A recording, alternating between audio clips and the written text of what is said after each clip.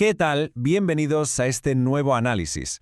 Vamos a ir directamente al grano, porque hoy nos adentramos en una de las transformaciones geopolíticas más asombrosas que hemos visto en la historia reciente, la reconfiguración total de Oriente Medio entre 2024 y 2025. En los próximos minutos vamos a desgranar cómo un entramado supercomplejo de conflictos solapados acabó desencadenando un auténtico efecto dominó. Hablamos de fronteras alteradas, de regímenes históricos derrocados y de un cambio radical en el equilibrio de poder global. Y todo esto, por supuesto, basándonos puramente en los datos y en los hechos que se han recopilado sobre el terreno. Y claro, esto nos lleva a la gran pregunta que enmarca todo este análisis. ¿Cómo se transforma por completo toda una región en un par de años? Quiero decir, ¿cómo es posible que unas estructuras de poder que llevaban ahí afianzadas décadas se desmoronen casi de la noche a la mañana? Porque, ojo, no estamos hablando de un cambio gradual y tranquilo, sino de un colapso sistémico, repentino y absoluto. Para entender bien la magnitud de este seísmo político y militar, tenemos que analizar la cadena de eventos paso a paso. Y para que no nos perdamos, esta va a ser nuestra hoja de ruta. Primero, veremos el nuevo Oriente Medio. Segundo, la caída de los Assad. Tercero, pasaremos a las fracturas internas en Siria. En cuarto lugar, la reconfiguración del poder regional. Y por último, terminaremos echando un vistazo a este futuro incierto. Arrancamos con la primera parte. El nuevo Oriente Medio, una región en un cambio sin precedentes. Para entender bien este periodo hay que tener en cuenta que se cruzaron líneas rojas históricas que, sinceramente, antes parecían impensables. Si miramos el análisis estratégico 2025 del Ministerio de Defensa de España, nos da una clave fundamental. Este ciclo profundizó el declive de potencias que antes eran tremendamente influyentes. Y hay un factor externo que actuó como un acelerador total, y es el retorno de Donald Trump a la Casa Blanca en enero de 2025. Su enfoque, puramente transaccional, forzó un alto el fuego en Gaza y marcó una diplomacia basada en acuerdos directos y contundentes que sacudió el tablero internacional por completo, dejando a los actores locales improvisando y adaptándose a las nuevas reglas del juego.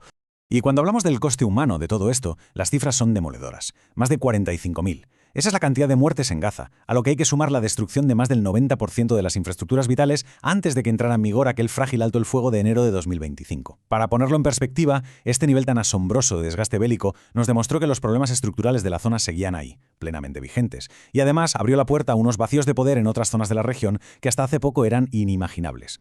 Pasamos a la segunda parte, la caída de los Assad, del terremoto central. Fijaos bien en cómo de comprimida está la historia en este punto, porque es de locos. Hablamos de una dinastía brutal, afianzada con mano de hierro durante más de 60 años, que se derrumba por completo en exactamente 11 días, como suena. El 27 de noviembre de 2024 arranca la ofensiva opositora. Apenas 2 días después, el 29, ya entran en Alepo. Las defensas del gobierno literalmente se evaporan. Llega el 7 de diciembre y toman Damasco. Y al día siguiente, el 8 de diciembre, Bashar al-Assad huye a Moscú. Es un hito histórico casi sin precedentes. Pero bueno, como ya nos ha enseñado la historia demasiadas veces, que caiga un dictador casi nunca es sinónimo de paz inmediata. Lo que nos lleva a la tercera parte. Fracturas internas en Siria, llenando el vacío de poder. Claro, cuando una estructura de poder central se desvanece en solo 11 días, ese inmenso vacío atrae rápidamente a nuevos jugadores. Por un lado, tenemos al nuevo gobierno de transición que emerge en Damasco, asumiendo el control del Estado bajo el liderazgo del ex líder de HTS, Ahmed al-Sharaa. Por otro lado, en el noreste del país operan las fuerzas democráticas sirias, las FDS, que son de mayoría kurda. Y luego, en el norte, está el Ejército Nacional Sirio, el NS, respaldado directamente por Turquía.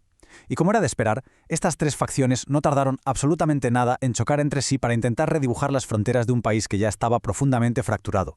Porque efectivamente la nueva realidad sobre el terreno resultó ser caótica y súper frágil. Fijaos, un día después de que cayera el régimen, el Ejército Nacional Sirio ya estaba atacando posiciones kurdas en Manbij. De hecho, tuvo que intervenir Estados Unidos de urgencia para mediar en una tregua.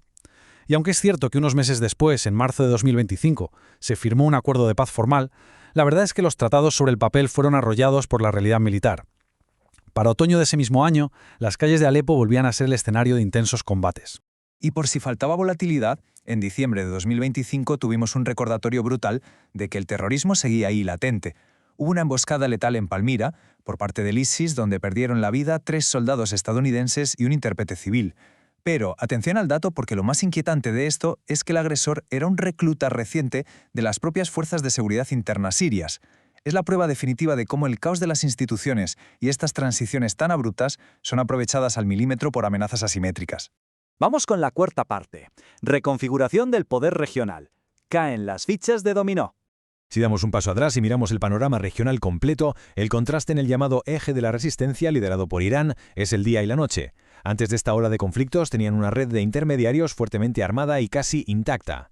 Pero después de la escalada bélica, la historia es muy distinta. La cúpula de Hamás fue desmantelada, incluyendo figuras como Yahya Sinwar. El liderazgo militar de Hezbollah recibió golpes durísimos. Y por supuesto, su gran aliado sirio colapsó y acabó en el exilio. El resultado de estos meses de vértigo es que la influencia iraní ha quedado severamente debilitada en toda la zona.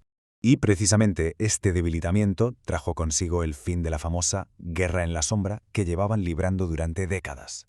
En abril de 2024, Israel ataca el consulado iraní en Damasco. Es un golpe directo. ¿Y qué pasa? Pues que Irán cruza una línea roja histórica y responde el 13 de abril lanzando un ataque masivo, con misiles y drones, directamente desde su propio territorio contra Israel. Por primera vez en la historia reciente, todas las barreras de contención saltaron por los aires, y el conflicto directo entre ambas potencias quedó expuesto a los ojos de todo el mundo.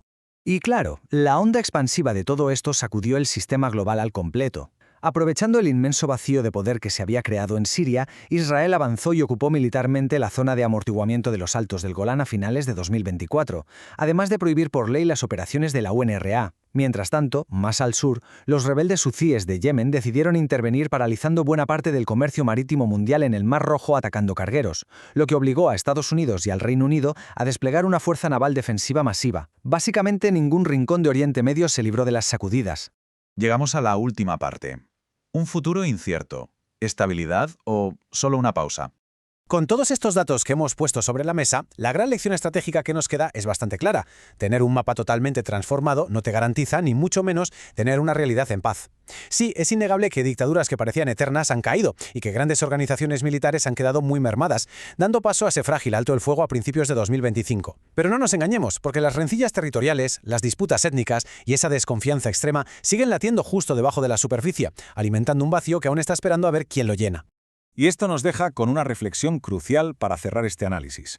¿Estamos realmente ante un nuevo Oriente Medio mucho más estable? ¿O simplemente estamos asistiendo a los preparativos de un conflicto de naturaleza completamente distinta? La geopolítica nos acaba de demostrar que puede reescribirse entera en cuestión de semanas y, por lo que parece, las piezas de este nuevo tablero no han hecho más que empezar a moverse.